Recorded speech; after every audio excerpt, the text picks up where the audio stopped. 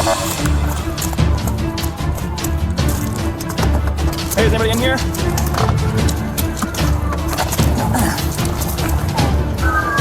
two in that car? We're in that car. Are you okay? He's not okay. It's not okay. He is not okay. And I have a... What's going on? He's struggling to breathe. Investigators said Rebecca allegedly failed to yield at the intersection, causing the crash that left the other driver, identified as Dave Cornea, hospitalized for 5 days before he reportedly passed away. She was a principal's right hand. She was the person parents trusted with their children every single morning. She was the person teachers called when they needed guidance. She was, by every measure that mattered in her community, a good person. And then she got behind the wheel. The body cam footage begins with flashing lights, blue and red strobes cutting through the night air on a Milwaukee street. Officers move quickly. There is glass on the road. There is a crumpled frame of metal where a car used to be. And there is a man named Dave Cornea who is barely breathing. He would not survive. 5 days later, Dave Cornea was gone. He was not a headline to the people who loved him. He was a husband, a neighbor, a man who had simply been driving home. The woman responsible for that collision was Rebecca Salomon, 51 years old, assistant principal of an elementary school in Milwaukee. By the time officers spoke with her at the scene, the results were already irreversible. This is the story of what happens when one decision becomes the last decision someone ever makes for another person. And this is the story of the body cam footage that captured everything. Most tragedies do not announce themselves. They do not begin with dark skies or ominous music. They begin the way that evening began for Rebecca Salomon, with a social gathering, with laughter, with drinks passed across a table among people who knew each other well. It was an evening in Milwaukee, a city that carries both the warmth of a tight-knit Midwestern community and the weight of all the things that can go wrong inside one.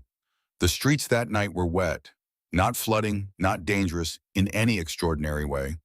Just a regular evening in a city that had seen thousands of evenings just like it. Rebecca Salomon had spent years building a life that from the outside looked like the kind most people hope for. She had worked in education. She had risen through the ranks of a school system that demands patience, dedication, and trust. The role of assistant principal is not glamorous.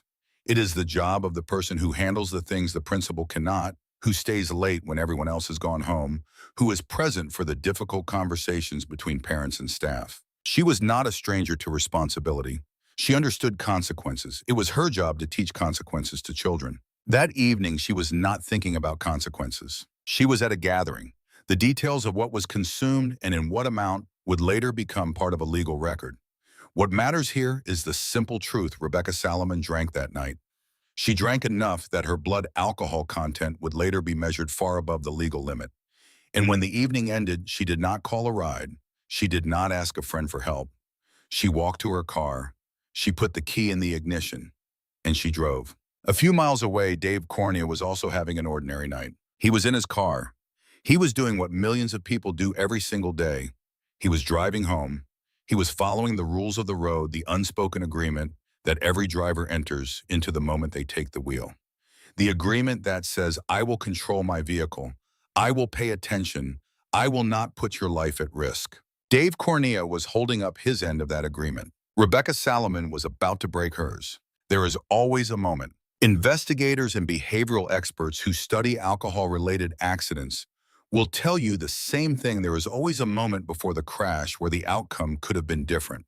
A moment where someone pauses, where someone asks a question, where someone else offers a ride, where a key does not make it into a lock. We do not know exactly what that moment looked like for Rebecca Salomon. We know it existed because it always exists. What we know from the evidence is that she made the choice to drive, not a passive choice, not something that happened to her. She walked to that car with intent. She was capable at that point of making decisions. She chose this one. The intersection she was approaching was not unusual. Milwaukee intersections follow patterns that drivers learn over years of familiarity. There are stop signs, there are traffic signals, there are right-of-way rules that exist for one reason only: to prevent exactly what was about to happen. Alcohol does not make people evil. That is not what this story is about. What alcohol does at sufficient levels in the bloodstream is dismantle the machinery of judgment. It slows reaction time. It distorts depth perception. It creates a false confidence. that tells the brain the body is performing better than it is.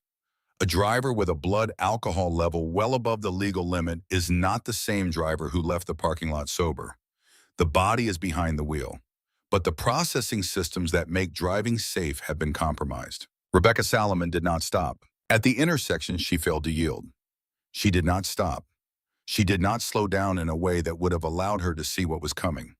She moved through a point in the road where two paths were about to converge. And when Dave Cornea's vehicle crossed her path, there was no time. The decision had already been made. Not at the intersection, at the parking lot, when she chose to drive. It happened fast. Crashes at intersections always do. The physics do not allow for slow motion. Two vehicles moving at road speeds, one crossing the path of the other without yielding, produces a collision that takes fractions of a second to complete and a lifetime to survive. Rebecca Salomon's vehicle struck Dave Cornea's car. The force of the impact was severe. In the aftermath, the damage to both vehicles told the story clearly enough that investigators would have little difficulty reconstructing what happened. There were skid marks, there was debris, there was the silence that comes after a crash, that brief impossible quiet before the sirens start. Dave Cornea was alive. He would not be for long. Emergency services were called. First responders arrived at the scene. What they found was a man whose injuries were catastrophic. The trauma from the collision had caused damage that no amount of immediate care could fully address. He was transported. He was admitted. He was placed in the hands of people who were doing everything medically possible. It was not enough. Meanwhile, Rebecca Salomon remained at the scene. She had not fled. That detail matters for the legal record, but it does not change what had happened. The body cam footage from the officers who arrived would later become a central piece of evidence in this case. Those cameras captured everything. The state of the vehicles, the state of the road, and the state of Rebecca Salomon herself. She did not look like someone who had just killed a man. She looked like someone who did not yet understand what she had done. The first officers on the scene activated their body cams. That footage would become the spine of the prosecution's case. It would become the footage that audiences across the country would watch and struggle to reconcile. A woman who looked ordinary, spoke in the sentences, seemed calm, and whose blood, when tested, would reveal a level of alcohol far beyond the legal threshold for driving. Wisconsin law defines legal intoxication for drivers as a blood alcohol concentration of 0.08 or above. The standard exists because research has consistently shown that at that level, the cognitive and motor functions required for safe driving are measurably impaired. The higher the level, the greater the impairment. Rebecca Salomon's blood alcohol content was significantly above that threshold. Officers at the scene noted her behavior. She was not unconscious. She was not visibly falling down drunk in the way that people sometimes imagine impairment looking. This is one of the most dangerous misconceptions about alcohol and driving. Severe intoxication does not always look the way it does in television dramas. It can look like someone who is slightly off, someone whose speech is not quite right, someone who takes a half second too long to answer a simple question. It can look like someone who, to an untrained eye, seems almost fine. The field sobriety test told a different story. Officers conducted a series of standard assessments. The body cam captured every step. What it recorded was a woman who could not reliably perform the tasks she was asked to perform, tasks that a sober adult completes without thinking. The coordination required, the balance, the ability to follow simple instructions. Rebecca Salomon was placed under arrest at the scene. A chemical test was administered. The results confirmed what the field test had indicated. Across town in a hospital room, Dave Cornea was fighting for his life. He would fight for 5 days. There is a particular quality to an interrogation room. It is a space designed with intention. The lighting is flat. The surfaces are hard. There is nothing to look at except the person sitting across from you and the walls that have absorbed years of difficult conversations. Investigators who conduct these interviews are trained in the art of patience. They understand that what a subject does not say is often as important as what they do. When Rebecca Salomon sat in that room, the circumstances were unlike those of a standard criminal interrogation. She was not a suspected career offender. She was a woman in her 50s who had spent decades working with children and families. She was not hardened against the process. She was not practiced at deflection. She was in many ways exactly what she appeared to be, a person who had not expected to find herself in this room. Investigators began, as they always do, with the basics, with the questions that seem simple but are designed to establish a baseline. Where were you earlier tonight? Who were you with? What did you have to drink? How much time passed between your last drink and when you got in your car? These questions do not always produce immediate honesty. People in these situations frequently engage in a form of negotiation with the truth, not necessarily because they are dishonest by nature, but because the brain under stress seeks the version of events that is most survivable, the version that explains without condemning, the version where what happened was not entirely one's fault. The investigators listened. They had already seen the body cam footage. They had the field test results. They had the chemical test. They had the photographs of the intersection. They had the report from the hospital. What they needed now was not evidence. They had enough of that. What they needed was a record, a statement, something that would help establish the full sequence of events and the nature of Rebecca Salomon's awareness at the time she made the decision to drive. What unfolded in that room would take time. It would not be simple, and it would not end in the way Rebecca Salomon may have hoped. Rebecca Salomon did not deny that she had been drinking. That was the first thing. In a situation where denial might have felt instinctive, she acknowledged it. She had been at a social gathering. She had consumed alcohol. She understood that she had driven afterward. What she contested or attempted to qualify was the degree, the sense of how impaired she had actually been. The question she seemed to be working toward, without quite saying it, was whether she had truly believed herself incapable of driving, whether she had made a reckless choice or simply a miscalculation. This distinction matters legally. It also matters psychologically.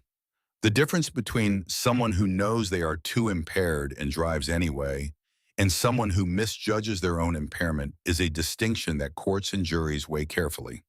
It does not change the outcome for the victim, but it shapes how culpability is framed. The challenge for Rebecca Salomon was this: the evidence did not support a narrative of minor miscalculation. A blood alcohol content far above the legal limit is not a borderline case. It is not a situation where a person had one drink over the limit and misjudged by a small margin. It represents a level of impairment that the science of toxicology describes clearly. At that level, reaction times are not just slightly slowed. Judgment is not just mildly compromised. The systems that allow a person to operate a 2,000-pound vehicle safely have been substantially degraded. What Rebecca Salomon said in that room about her state of mind was ultimately less important than what the evidence said about her blood. She admitted she had made a mistake. She did not, in the early hours, fully reckon with the scale of that mistake. Dave Cornea died while she was still being interviewed. Once Dave Cornea died, the charge changed. What had begun as a drunk driving accident became a homicide investigation. In the state of Wisconsin, causing the death of another person while operating a vehicle under the influence of alcohol is classified as homicide by intoxicated use of a vehicle. It is a felony. It carries serious sentencing consequences, and it requires a thorough investigation that goes well beyond the initial arrest report. Detectives reviewed the body cam footage from every officer who had responded to the scene that night. They logged and cataloged each piece. They noted the timestamps. They documented Salomon's behavior, her speech patterns, her physical coordination. Everything the cameras had captured became part of the evidentiary record. The intersection itself was examined. Accident reconstruction experts analyzed the physical evidence, the tire marks, the points of impact, the final resting positions of both vehicles. From these details, they could establish the speed and trajectory of each car. They could determine with a high degree of confidence the sequence of events and who had failed to yield. The conclusion was unambiguous. Rebecca Salomon had not stopped. She had not yielded. And at a point where a sober, attentive driver would have recognized the oncoming vehicle and taken corrective action, she had failed to do so. The failure was directly attributable to her level of impairment. Witnesses were interviewed. People who had been at the same gathering as Salomon that evening were asked about what they had observed. How long had she been there? What had she been drinking? Had anyone raised concerns about her driving? The answers painted a picture of an ordinary social evening in which no alarm had been raised in time. Medical records and the toxicology report were subpoenaed. The forensic picture was complete. The case was presented to prosecutors, and prosecutors moved forward. Rebecca Salomon was charged with homicide by intoxicated use of a vehicle. Under Wisconsin law, this charge applies when a person causes the death of another human being by the operation of a vehicle while under the influence of an intoxicant. It does not require the prosecution to prove that the defendant intended to cause harm. Intent is not the standard. The standard is the act itself and the causation between the impaired driving and the death. The prosecution did not need to prove that Rebecca Salomon wanted Dave Cornea to die. They needed to prove that she drove while impaired, that the impairment contributed to the collision, and that the collision caused his death. They had all of it: the body cam footage, the blood alcohol results, the accident reconstruction, the hospital records, the death certificate. Rebecca Salomon was convicted. She was sentenced to 6 years in prison. 6 years. That is the number that was handed down in a courtroom while Dave Cornea's family sat in the gallery. While his wife, whoever had been waiting for him to come home that night, listened to a judge assign a number to the life of the man she loved. 6 years is both a long time and a short one. It is a long time for a woman who had spent her life in education, who had no prior criminal record, who had built a career around service and responsibility. It is a very short time for the people who will never see Dave Cornea again. Beyond the prison sentence, Rebecca Salomon's career in education was over. The professional life she had built, the role she had held, the identity she had carried for decades was gone. A criminal conviction of this nature ends a career in a school system, permanently. She lost her freedom. She lost her profession. She lost the life she had known. Dave Cornea lost more. The body cam footage is not easy to watch. Not because it is graphic, not because it contains violence. It is difficult to watch for a different reason entirely. It is difficult to watch because it contains something that raw crime footage rarely offers: the real-time psychology of a person in the process of understanding what they have done. In the early minutes of that footage, Rebecca Salomon is not yet fully aware of the extent of Dave Cornea's injuries. She is responding to a crash. She is dealing with the immediate reality of the scene, the lights, the questions, the officers, the tests. Her brain is performing a kind of triage, responding to what is directly in front of her, while the full weight of what has happened is still forming at the edges of her awareness. Behavioral analysts who study footage like this describe a cognitive process sometimes called compartmentalization under acute stress. The mind, when confronted with a situation of extreme consequence, does not process everything at once. It focuses on the most immediate demands: answering questions, maintaining physical stability, managing the interaction with authority figures. This is why people in serious accidents can sometimes appear remarkably calm in the immediate aftermath. It is not callousness, it is neurological triage. But there are moments in that footage where the compartmentalization cracks. There is a moment captured by the camera where Rebecca Salomon looks toward the other vehicle, where she sees something that makes the full weight of what has happened begin to register. The shift in her face is subtle. A person watching casually might miss it, but it is there. It is the moment where the brain stops managing the surface and starts to understand the depth. What is also notable in the footage is what is absent. There is no aggression. There is no attempt to flee, to argue against the test, to create a scene. Rebecca Salomon, for all of the terrible circumstances of that night, complied. She answered questions. She went through the process. She did not make the situation worse through resistance. Psychologists who analyze DUI cases note that compliance at the scene does not indicate lack of awareness. It often indicates the opposite. People who understand on some level that they have crossed a line they cannot uncross are frequently the ones who stop resisting. The resistance has nowhere useful to go. What has happened has happened. The interrogation footage adds a further layer. In the interrogation room, there are no cameras producing the performance pressure of a public scene. It is just a woman and investigators in a room. And what those hours of conversation reveal across all of the self-protective instincts and the qualified admissions is a person who is incrementally confronting a reality she did not see coming. That is not a defense, it is a description. The road to the worst moments of our lives is almost never the one we thought we were traveling. His name was Dave Cornea, not victim, not statistic, not the other driver.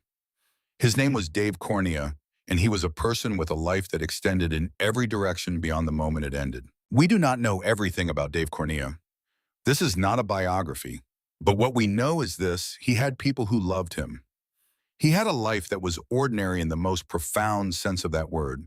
He had mornings and evenings. He had plans that would never be fulfilled. He had a car, and in that car on a regular night, he was simply trying to get somewhere. He was not in the wrong place at the wrong time. That phrase, which gets used so often in cases like this, does an injustice to the people it describes. Dave Cornea was exactly where he was supposed to be. He was on a road, driving correctly, following the rules. The only wrong that happened that night was not his. The 5 days that followed the crash were 5 days that his family will never be able to describe adequately to someone who was not there. 5 days in a hospital room with someone you love who is fighting for a life that someone else put at risk without permission. 5 days of not knowing, of hoping, of watching machines do the work that a body should be doing on its own, and then the absence. In the courtroom, the family of Dave Cornea had to sit and listen to the legal framing of his death. They had to hear it described in the language of statutes and charges and mitigating factors and sentencing guidelines. They had to watch a number be placed on the magnitude of their loss. No number is adequate. Dave Cornea deserved to drive home that night. He deserved to arrive. He deserved every day that was taken from him. He is why this case matters. Not the trial, not the sentence, not the footage, him. Every year, thousands of people die in alcohol-related traffic crashes in the United States. That number is so large that the mind has trouble holding it. It becomes abstract. It becomes a policy issue. It becomes something that happens to other people. And then a case like this emerges from the data. A case with names, with a body cam, with footage that makes it impossible to look away and impossible to pretend this is not real. Rebecca Salomon was not a bad person. She was a person who made a catastrophic decision. Those two things can exist simultaneously. The failure to understand that distinction is part of what makes drunk driving so persistent as a cause of death. We tend to imagine that people who drive drunk are reckless by nature, people who do not care, people whose judgment has always been poor. And sometimes that is true. But the data tells a more complicated story. Many people who drive impaired are people like Rebecca Salomon, people with jobs, with reputations, with networks of people who trust them, people who in every other context of their lives exercise good judgment. Alcohol does not care about reputation. The critical failure in cases like this one is often not a character flaw. It is a planning failure. It is the absence of a prior commitment. The dinner plans that did not include a designated driver. The social gathering where no one said at the beginning of the night, someone is not drinking tonight. The culture that treats calling a car or asking a friend for a ride as an admission of weakness rather than an act of basic responsibility. Rebecca Salomon had access to alternatives. She had a phone. She had the option to call a rideshare service to call a friend to wait. She did not use any of those alternatives. Whether that was because alcohol had impaired her judgment about her own impairment, or whether it was a conscious decision she made despite knowing better, the result was identical. Dave Cornea did not get to go home. The second lesson embedded in this case is about bystanders. At the gathering Salomon attended that night, people presumably saw her consume alcohol. They presumably saw her prepare to leave. The social dynamics of such situations are complex. No one wants to be the person who takes away someone's keys. No one wants to create a scene. No one wants to be wrong about how impaired someone actually is. But the cost of being wrong in the other direction is Dave Cornea. The conversation that no one had that night, the moment where someone could have said, "You should not drive, I will call you a ride," that moment is worth having, even if it creates awkwardness, even if it offends the person being offered help, even if it turns out to be unnecessary. Awkwardness is not equivalent to a funeral. The body cam footage has been watched by hundreds of thousands of people. They watch it for many reasons. Some watch because they want to understand how something like this happens. Some watch because they cannot believe it does. Some watch because they know someone who has made the same choice Rebecca Salomon made, and they need to see the consequences made real and visible. Some watch and see themselves. That last category is the most important one. The power of footage like this is not that it documents wrongdoing. Police body cams do that every day.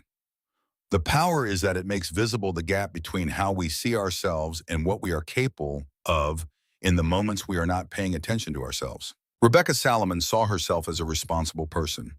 By most measures, for most of her life, she was. And then came one night, one gathering, one parking lot, one intersection, and none of the responsible years before that night were able to reach forward in time and stop what happened. Dave Cornea's family lives with that absence every day. The empty chair, the holidays that are counted not in what they celebrate, but in what is missing. The phone that never rings from a number they still have not been able to delete. Rebecca Salomon sits in a prison cell and lives with 6 years of reflection on the night she drove home. And the rest of us are left with a question. The question is not about them. The question is about the next time you are at a gathering. The next time someone you know has had too much and reaches for their keys. The next time you are the one reaching for your own. What is the cost of asking for a ride? Compare that cost to what Dave Cornea's family has paid. There is no comparison. There never is. Drive sober or do not drive. That choice exists before the first drink, not after.